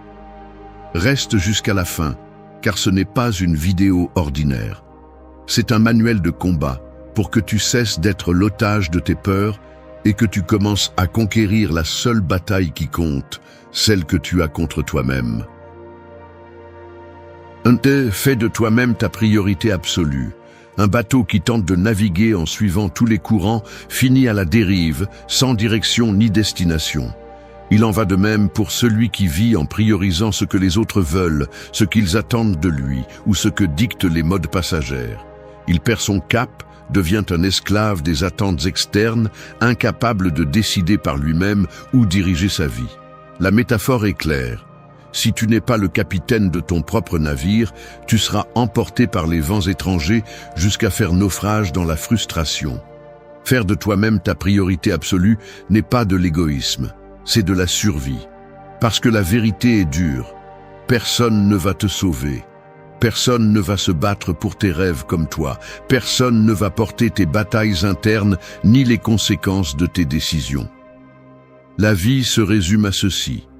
Soit tu apprends à te mettre en premier, soit tu finiras par vivre à moitié, épuisé par le désir de plaire aux autres et vide de sens. Dans cette guerre contre toi-même, la première victoire est de comprendre que ton énergie, ton temps et ton attention sont limités. Et si tu les donnes à tous, il ne te restera rien pour construire ce qui compte vraiment.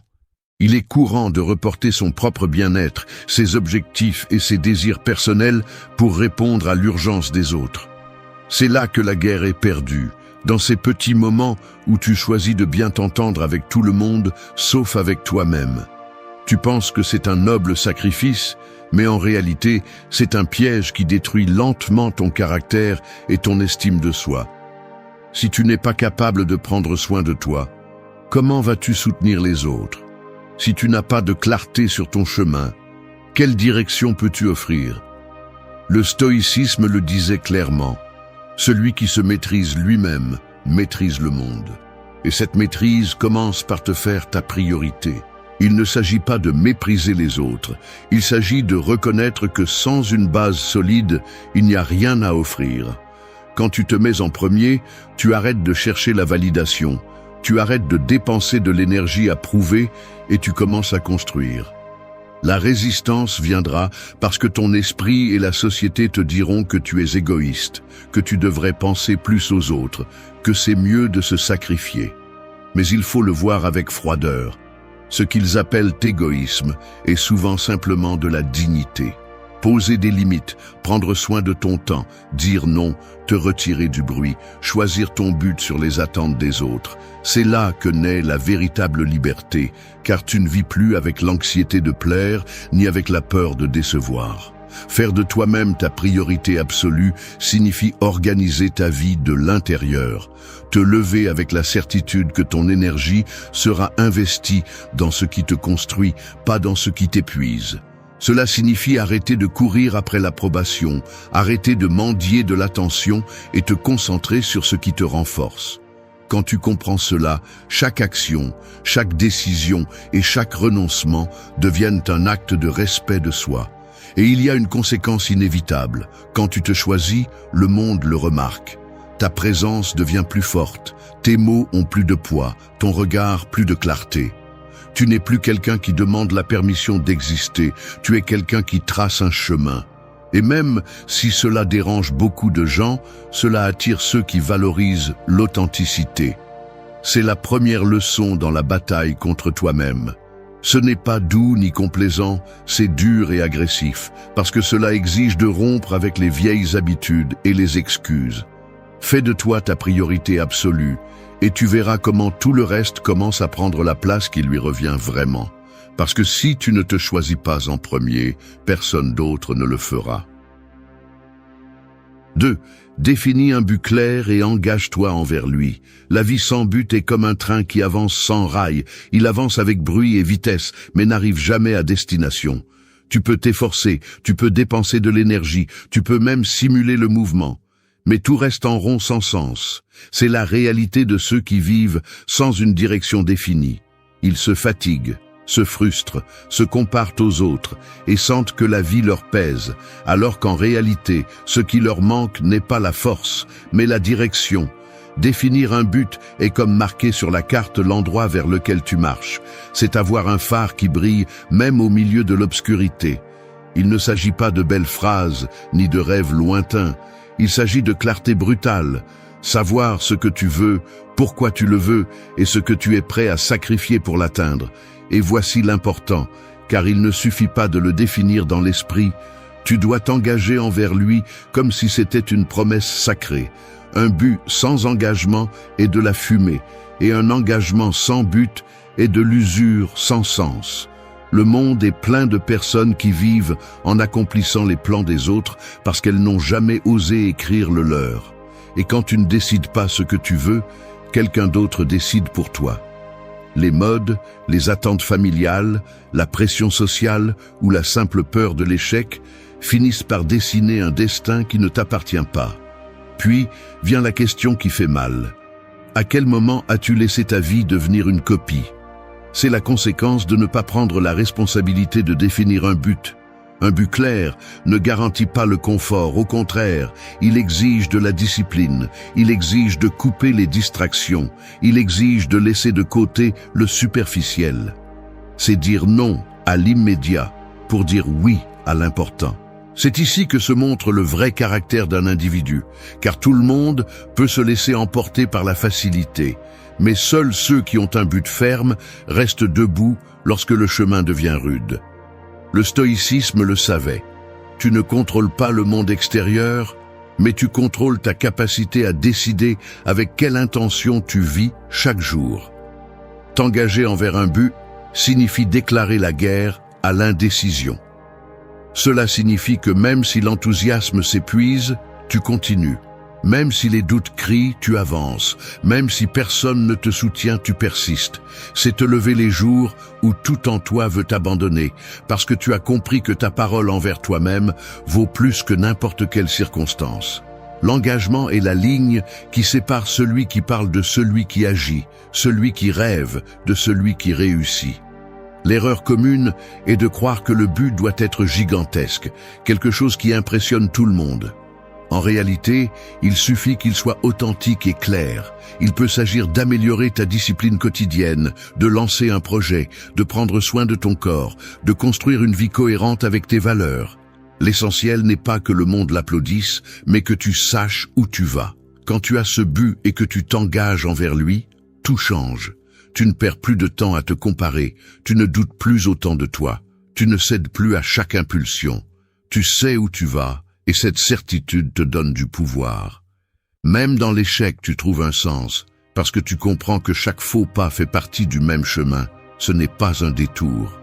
Celui qui vit avec un but marche avec une autre force, et cette force se remarque. Il peut chanceler, il peut tomber, mais il se relève toujours dans la même direction. Cette constance le rend inarrêtable, car il ne dépend pas de motivation passagère, mais d'une décision prise.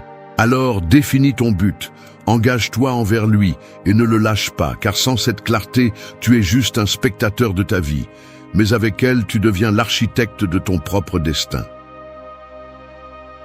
3. Apprends à disparaître du bruit. L'esprit est comme un verre d'eau transparent, mais il suffit de le secouer et de le remplir de terre pour qu'il perde toute clarté. C'est ce qui se passe lorsque tu vis entouré de bruit, d'opinions, de critiques, de distractions constantes, qui t'empêchent de voir clairement ce qui compte vraiment. Le bruit ne vient pas toujours de l'extérieur, il naît aussi en toi, dans cette voix qui répète des doutes, dans cette anxiété qui t'exige d'être partout, connecté à tout et attentif à tous, sauf à toi-même. Disparaître du bruit ne signifie pas fuir le monde, cela signifie choisir fermement quelle voix tu laisses entrer dans ta vie. Aujourd'hui, la société récompense l'exposition, l'excès de parole, le besoin constant de se montrer. Mais ce que personne ne te dit, c'est que plus tu te laisses entraîner par ce cycle de distraction, moins tu entends ta propre voix.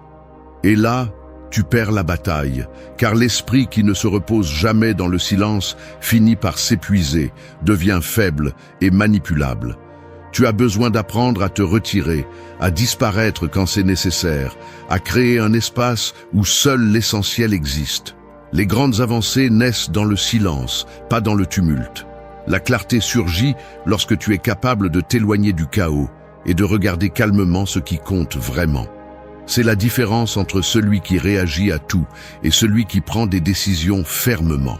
Le premier est piégé, le second est maître de sa route. Mais disparaître du bruit demande du courage, car cela implique de décevoir ceux qui s'attendent à ce que tu sois toujours disponible. Cela implique d'éteindre l'écran, de fermer la porte, de dire non à des réunions inutiles, de rejeter des conversations vides. La plupart des gens ne supportent pas d'être seuls avec eux-mêmes parce que c'est là que surgissent les pensées qu'ils tentent tant d'éviter. Et c'est précisément là le point. Si tu n'apprends pas à être avec toi-même en silence, tu ne te maîtriseras jamais. Le silence n'est pas vide, c'est du pouvoir. Dans le silence, tu peux analyser tes actions, comprendre tes erreurs, reconnaître tes progrès et te reconnecter à ton but. C'est dans ces moments que ton esprit se renforce, car tu cesses de dépendre du bruit externe pour sentir que tu avances. Alors que d'autres cherchent une validation constante, tu trouves ta direction dans ta propre réflexion. Le stoïcisme enseignait que le sage ne se laisse pas entraîner par la foule, mais qu'il marche d'un pas ferme même s'il le fait seul. Disparaître du bruit, c'est choisir la qualité sur la quantité, c'est se concentrer sur ce qui construit au lieu de se perdre dans ce qui distrait. Et c'est aussi une forme de respect envers toi-même, parce que tu valorises ton énergie et ton temps comme des ressources que tu ne peux pas gaspiller. Apprendre à disparaître du bruit est en réalité un acte de rébellion. C'est rejeter le mandat moderne d'être disponible 24 heures sur 24, c'est refuser d'être esclave de la superficialité. Et chaque fois que tu choisis le silence sur la distraction, ton esprit gagne en force. Parce que la véritable clarté ne vient pas d'écouter plus de voix, mais d'apprendre à écouter la tienne. 4. Travaille en silence et laisse tes résultats parler. Le tonnerre fait beaucoup de bruit, mais c'est l'éclair qui frappe vraiment fort. C'est ainsi que fonctionne la vie. La plupart préfèrent faire du bruit avec des mots, des promesses et des apparences. Mais à la fin, ce qui compte vraiment, ce sont les résultats. Le bruit impressionne pour un instant, les faits restent pour toujours. Travailler en silence est une stratégie que très peu maîtrisent, car elle exige de la patience, de l'humilité et de la discipline. Dans un monde où tout le monde cherche une reconnaissance immédiate, se démarquer sans l'annoncer semble étrange, mais c'est précisément ce qui te donne un avantage. Celui qui se concentre sur la parole dépense son énergie à convaincre. Celui qui se concentre sur l'action garde toute sa force pour exécuter. Et dans la bataille contre toi-même, chaque action accomplie en silence est une victoire bien plus grande que n'importe quel applaudissement éphémère. Quand tu apprends à travailler en silence, tu te libères de la pression de prouver. Tu n'as pas besoin d'exhiber chaque pas, ni de justifier chaque mouvement. Tu te concentres sur l'essentiel, le processus. Et le processus, bien qu'il soit lent et difficile, produit toujours des fruits. La différence est que ces fruits arrivent de manière solide, pas comme des châteaux de fumée érigés par des apparences. Le travail silencieux est aussi un bouclier contre les critiques. Quand tu ne donnes pas d'explications inutiles, quand tu ne révèles pas chaque plan, tu désarmes ceux qui attendent seulement une erreur pour la souligner. Personne ne peut saboter ce qu'il ne connaît pas. Le silence protège, parce que pendant que les autres spéculent, tu avances. Pendant qu'ils se distraient en jugement, tu construis. Le stoïcisme valorisait cette façon d'agir. Moins de mots, plus d'action. Marc Aurèle l'exprimait en se rappelant à lui-même qu'il devait vivre comme s'il était déjà prêt pour chaque épreuve, ne perdant pas de temps en discussions vaines, mais en actions qui feraient la différence. Cette leçon est claire. La vraie grandeur n'a pas besoin de publicité. Mais travailler en silence ne signifie pas se cacher par peur. Cela signifie avancer avec calme et fermeté sans avoir besoin d'approbation externe. Cela signifie que ta motivation ne dépend pas des éloges, mais de ton engagement envers toi-même. Et ce type d'engagement est celui qui te renforce, parce que même quand personne ne te regarde, tu continues à accomplir. À la fin, les résultats parlent avec une voix impossible à ignorer. Peu importe combien les autres parlent, combien de critiques apparaissent, combien de bruit ils essaient de faire, les faits sont indiscutables. Et celui qui travaille en silence sait que le moment de montrer arrive seulement quand l'œuvre est terminée. Fais de ta vie un éclair et non un tonnerre. Frappe avec des résultats, pas avec des mots. Parce que dans ce monde bruyant, la victoire la plus percutante est celle qui est obtenue sans annonce, mais avec des preuves que personne ne peut contester. 5. Brise les chaînes de tes croyances limitantes. Un éléphant adulte, capable d'arracher un arbre de ses racines, reste attaché à une simple corde parce qu'on lui a appris depuis son plus jeune âge à croire qu'il ne pouvait pas s'échapper. C'est la force d'une croyance limitante. Peu importe ta capacité réelle, si ton esprit est enchaîné, tu ne feras jamais un pas en avant. Et c'est ainsi que vivent des millions de personnes, fortes en potentiel mais faibles en action, prisonnières de pensées héritées, de phrases qu'elles ont entendues dans leur enfance ou de défaites passées qu'elles ont transformées en sentences. Les croyances limitantes ne sont pas des vérités, ce sont des cages mentales. Tu n'es pas assez, tu ne peux pas le faire, ce n'est pas pour toi. Ce sont des mots qui se plantent au plus profond de toi et conditionnent ta vie comme s'ils étaient des lois universelles. Mais voici la réalité. Ces chaînes n'existent que dans ton esprit. Le jour où tu décides de les briser, tu découvres que la porte a toujours été ouverte. Le problème n'est pas que le monde t'arrête, c'est que tu acceptes de vivre enchaîné. Briser ces chaînes demande du courage, car cela signifie remettre en question ce que tu as cru pendant des années. Cela signifie regarder autour de toi et reconnaître qu'une grande partie de ce que tu as accepté comme vérité était simplement la voix des autres, pas la tienne. Cela signifie te rendre compte que bien souvent tu n'as pas échoué parce que tu ne pouvais pas, mais parce que tu t'étais convaincu à l'avance que tu allais échouer. Le stoïcisme enseignait que la plus grande liberté est celle de la pensée. Si ton esprit est dominé par la peur et le doute, tu seras esclave, même si tu as tout le reste. Mais si tu réussis à libérer ta pensée, même si tu manques de ressources externes, tu es déjà invincible. La bataille contre toi-même se livre justement là, à ne pas permettre que les vieilles chaînes dictent l'avenir que tu peux encore construire. Il ne s'agit pas de répéter des phrases motivantes vides, mais de te confronter à l'évidence.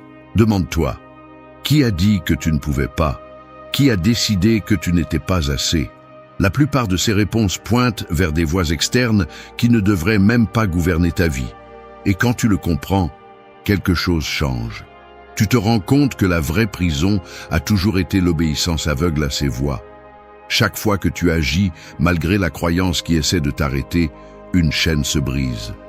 Chaque pas que tu fais vers ce que tu craignais devient la preuve que la limitation était dans ton esprit, pas dans la réalité. Et plus tu le pratiques, plus tu deviens fort, jusqu'à ce qu'un jour, ces voix perdent leur pouvoir sur toi. Briser tes croyances limitantes n'est pas un acte de rébellion contre le monde, c'est un acte de libération contre toi-même. C'est choisir d'être maître de ton esprit plutôt qu'esclave de vieilles idées.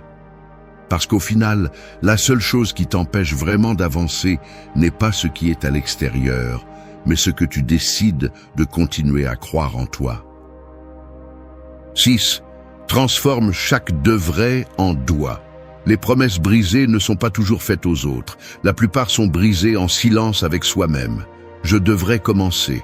Je devrais améliorer, je devrais changer. Ces phrases sonnent comme un engagement, mais en réalité, elles sont des chaînes d'autotromperie qui vous lient à l'inaction. Plus vous les répétez, plus vous entraînez votre esprit à se contenter de l'illusion d'avoir décidé, alors qu'en réalité, vous n'avez pas bougé d'un pas. Le devrait est confortable car il n'engage pas, c'est comme une excuse en costume élégant. Il vous calme pour un moment, vous fait sentir que vous essayez, mais à la fin de la journée, il ne change rien. Et chaque fois que vous l'utilisez, vous cédez du terrain dans la bataille contre vous-même. Parce que la vérité est dure. La vie ne se transforme pas avec des intentions, elle se transforme avec des actions. Dire « je dois » est différent, c'est une déclaration de guerre. Cela signifie que ce qui était auparavant facultatif est maintenant obligatoire. Que peu importe si vous avez envie ou si la journée se complique, vous allez le faire parce que c'est un ordre qui vient de vous. Le doit élimine la négociation interne, coupe la conversation avec la paresse et entraîne votre caractère à s'obéir à lui-même. La différence entre les deux mots est la ligne qui sépare ceux qui continuent à rêver et ceux qui construisent. Les premiers collectionnent les excuses, les seconds accumulent les victoires silencieuses. Les premiers attendent que la motivation arrive, les seconds agissent même s'ils ne la ressentent pas. Et c'est cela qui marque vraiment le destin d'une personne, non pas ce qu'elle planifie, mais ce qu'elle exécute. Le stoïcisme l'enseignait clairement. Marc Aurèle se rappelait chaque matin qu'il devait se lever et remplir son rôle dans la vie, même si son corps demandait du repos. Ce « doit » ne dépendait pas des émotions, c'était un commandement intérieur. Car le devoir est la seule chose qui soutient l'être humain lorsque les circonstances extérieures deviennent adverses. Changez votre langage interne de « devrait » à « doit » est plus qu'une correction de mots. C'est une déclaration d'identité. C'est décider que vous ne vous permettrez pas d'excuses, que votre parole envers vous a le même poids qu'un serment. Chaque fois que vous respectez un doigt, votre confiance grandit parce que vous vous prouvez que vous êtes quelqu'un sur qui vous pouvez compter. La vie ne se mesure pas par ce que vous pensiez faire, mais par ce que vous avez réellement fait. Tant que vous vivrez dans le monde du devrait, vous resterez coincé dans des intentions mortes. Lorsque vous transformez tout en doit, vous arrêtez d'attendre et commencez à conquérir. Et c'est la différence entre ceux qui parlent de ce qu'ils veulent être et ceux qui, sans faire de bruit, y parviennent. 7. Filtre les critiques et continue ton chemin. Les flèches qui ne traversent pas ta peau peuvent tout de même blesser si tu décides de les porter sur ton dos. C'est ainsi que fonctionnent les critiques. Elles ne tuent pas par ce qu'elles disent, mais par l'espace que tu leur accordes en toi. Chaque mot de quelqu'un qui n'a jamais marché dans tes chaussures, chaque commentaire lancé depuis le confort de la médiocrité, peut devenir un fardeau qui te détourne de ton chemin si tu n'apprends pas à filtrer. La plupart des gens sont prisonniers des opinions des autres. Ils changent de cap à cause d'un commentaire, abandonnent un rêve par peur de la moquerie, taisent leurs idées par peur du rejet. Et là, ils perdent la bataille parce qu'ils confient le gouvernail de leur vie à ceux qui ne rameront jamais pour eux. La vérité est simple. Personne ne se souvient de ceux qui ont été paralysés par les critiques, mais le monde respecte ceux qui ont avancé malgré elles. Filtrer les critiques ne signifie pas tout ignorer, cela signifie distinguer ce qui construit de ce qui détruit. Il y a des mots qui servent de miroir, qui te montrent des erreurs réelles et t'aident à grandir. Mais la plupart n'ont pas cette valeur, la plupart ne font que donner leur avis pour projeter leur frustration. Si tu n'apprends pas à séparer l'utile du toxique, ton esprit devient une décharge de voix qui n'ont jamais mérité de place. Le stoïcisme enseignait que l'extérieur n'a pas de pouvoir sur toi, à moins que tu ne le lui accordes. Épictète le disait clairement. Ce ne sont pas les choses qui nous blessent, mais l'interprétation que nous en faisons. Chaque critique est neutre jusqu'à ce que tu décides de la porter comme vérité. Et si tu apprends à les voir avec froideur, tu découvres que la plupart des opinions en disent plus sur le critique que sur toi. Mais ne nous leurrons pas, filtrer les critiques demande du courage. Cela nécessite d'accepter que tu ne vas pas plaire à tout le monde, qu'il y aura des gens qui te pointeront du doigt, que même des personnes proches peuvent essayer de t'arrêter avec des commentaires déguisés en conseils. Cela nécessite d'être prêt à marcher avec assurance en sachant que ta vie ne se mesure pas par l'approbation externe, mais par la cohérence avec ton but. Chaque fois que tu choisis de suivre ton chemin malgré les critiques, tu renforces ton caractère. Tu te rends compte que tu n'as pas besoin que quelqu'un applaudisse ton processus, que l'important n'est pas de convaincre les autres, mais de rester fidèle à ce que tu as décidé de construire. Cette liberté intérieure est ce qui distingue ceux qui laissent une trace de ceux qui se perdent dans le bruit. La clé est de se rappeler que ton énergie est limitée. Si tu la dépenses à te défendre de chaque opinion, tu n'auras jamais la force d'avancer. Filtre intelligemment. Prends ce qui t'aide à t'améliorer et lâche ce qui cherche seulement à t'arrêter. Parce que le chemin devient plus clair lorsque tu arrêtes de porter des flèches qui ne t'appartiennent pas. Au final, la seule chose qui prouve la vérité de ta vie ne sont ni tes explications ni tes défenses, ce sont tes résultats. Et ces résultats sont atteints lorsque tu apprends à marcher léger, sans le poids des critiques inutiles. Suis ton chemin, car la voie la plus forte sera toujours celle de tes actes, pas celle de ceux qui n'ont jamais osé essayer. 8. Persévère même quand tu ne le veux pas.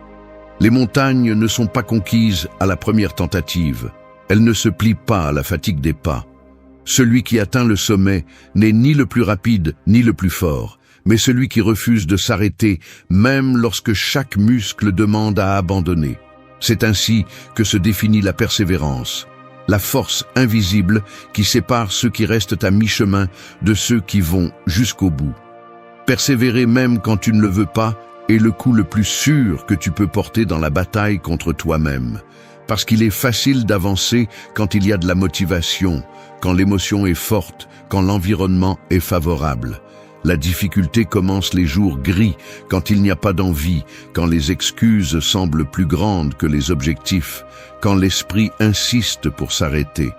C'est là que se mesure ton véritable caractère, c'est là que se définit qui tu es. La plupart abandonnent à ce stade. Ils abandonnent des projets parce qu'ils ont perdu leur enthousiasme initial.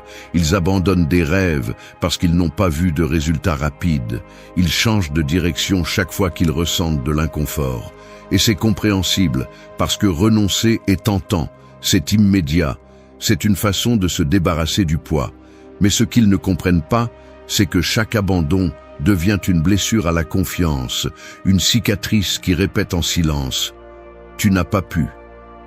Persévérer, en revanche, c'est construire une identité. Chaque fois que tu agis malgré le manque d'envie, tu renforces ton caractère. Tu envoies un message direct à ton esprit « Ici, c'est moi qui commande, pas mes émotions passagères ». Et ce message, répété encore et encore, devient la base de ta force. Ce n'est pas de la magie, c'est de la répétition constante. Ce qui semblait impossible hier devient une partie de ta routine demain, parce que tu as décidé de ne pas céder. Le stoïcisme a toujours parlé de cette résistance silencieuse, non pas comme un sacrifice vide, mais comme la vertu de rester ferme face à l'adversité. Marc Aurèle se rappelait à lui-même que la vie ne promet pas la facilité, et que chaque obstacle est un test pour grandir en discipline et en courage. La persévérance, c'est exactement cela. Voir dans la difficulté un terrain d'entraînement et non un mur qui t'oblige à reculer. N'attends pas de motivation tous les jours, car c'est une ressource aussi fragile que l'émotion. Ce qui soutient vraiment, c'est la discipline de continuer, même si tu ne le veux pas, même si ça fait mal, même si ça semble inutile. La persévérance est la constance appliquée dans les moments où personne n'attend rien de toi. C'est continuer à courir dans la tempête quand les autres ont déjà cherché refuge. Et le plus puissant dans la persévérance, c'est que tu accumules de petites victoires. Tu ne le remarques peut-être pas au début, mais chaque jour où tu avances un peu plus, même si tu ne le veux pas, tu construis un mur de confiance impossible à abattre. La prochaine fois que tu seras confronté à une difficulté, tu ne douteras pas, parce que tu sais déjà que tu es capable de résister. La persévérance est l'arme qui transforme les gens ordinaires en personnes extraordinaires. Il ne s'agit pas de talent, ni de chance, ni de circonstances parfaites. Il s'agit de refuser de renoncer. Même si ton esprit te crie d'arrêter, même si ton corps te demande du repos, même si le monde se moque de ton effort, tu continues. Et ce simple acte de continuer, quand tout en toi veut abandonner, c'est ce qui fait de toi quelqu'un d'insurmontable. 9. Fais de la discipline ton arme la plus puissante. L'épée la plus tranchante n'est pas celle qui brille dans la main d'un guerrier, mais celle que tu forgeais chaque jour dans le silence de ta routine. Cette épée s'appelle la discipline, et c'est l'arme qui ne rouille jamais, celle qui tranche les doutes, la paresse, les excuses et les peurs. Sans discipline, tout le reste s'effondre. Tu peux avoir du talent, des rêves et même un soutien extérieur, mais si tu n'as pas la force de rester ferme, tout s'évapore. La discipline n'est pas un ornement, c'est la colonne vertébrale de ta vie. Faire de la discipline ton arme la plus puissante signifie arrêter de dépendre de la motivation. La motivation est un invité capricieux. Elle apparaît quand elle veut et disparaît quand tu en as le plus besoin. La discipline, en revanche, est la décision ferme de tenir bon, même quand tu n'en as pas envie, même quand la journée devient lourde, même quand personne ne te regarde. C'est la différence entre ceux qui parlent de ce qu'ils feront et ceux qui le construisent en silence. La bataille interne la plus dure est contre la voix qui dit « Je le ferai demain, cette fois-ci ne compte pas, je ferai mieux d'attendre un peu plus ». Cette voix semble innocente, mais c'est le poison qui affaiblit ton caractère. Chaque fois que tu cèdes, la corde se relâche, ta confiance se brise et ton identité se fragmente. Parce qu'au fond, la discipline n'est pas seulement une habitude, c'est la preuve que ta parole envers toi-même a de la valeur. Quand tu ne respectes pas tes engagements, tu te prouves que tu ne peux pas te faire confiance. Quand tu les respectes, même si personne ne le remarque, tu deviens quelqu'un d'inébranlable. Le stoïcisme l'a bien compris. Il ne s'agissait pas de contrôler le monde, mais de se contrôler soi-même. L'homme discipliné est libre, parce qu'il ne dépend pas de ses impulsions, il ne dépend pas des circonstances, il ne dépend pas des excuses. Il peut être au milieu du chaos, et pourtant rester ferme, parce que son centre n'est pas dicté par l'environnement, mais par sa volonté. C'est cette grandeur qui fait de la discipline la meilleure arme. Elle te rend invulnérable à ce que tu ne contrôles pas. Être discipliné, ce n'est pas vivre de manière rigide, c'est vivre avec une direction. C'est se lever même si le corps demande à dormir. C'est s'entraîner même si tu ne vois pas de résultats immédiats. C'est étudier quand l'esprit cherche à se distraire. C'est économiser quand la tentation de dépenser est forte. Ce sont de petits actes quotidiens qui semblent insignifiants, mais qui, ajoutés les uns aux autres, construisent une vie solide. Et même si le monde admire les réalisations, la racine de toutes celles-ci se trouve dans ces moments cachés où tu as choisi de tenir bon plutôt que de céder. La discipline est aussi la meilleure réponse aux critiques et aux doutes, parce que tu peux faire taire les bouches sans discuter, simplement en montrant des résultats que personne ne peut nier. La discipline parle pour toi, avec des faits, avec constance, avec des victoires silencieuses qui pèsent plus que n'importe quel discours. Fais de la discipline ton arme la plus puissante et tu verras comment le bruit perd de sa force, comment la peur devient gérable et comment la vie commence à s'organiser. Non pas parce que c'est facile, mais parce que tu ne vis plus à la merci de ce que tu ressens, mais de ce que tu décides. La vraie liberté n'est pas de faire ce que tu veux, c'est d'avoir la force de faire ce que tu dois. Et cette force n'a qu'un nom, la discipline constante. Merci d'être resté jusqu'à la fin de la vidéo. Si vous avez tout vu, commentez « Je suis stoïcien » comme notre signe secret, indiquant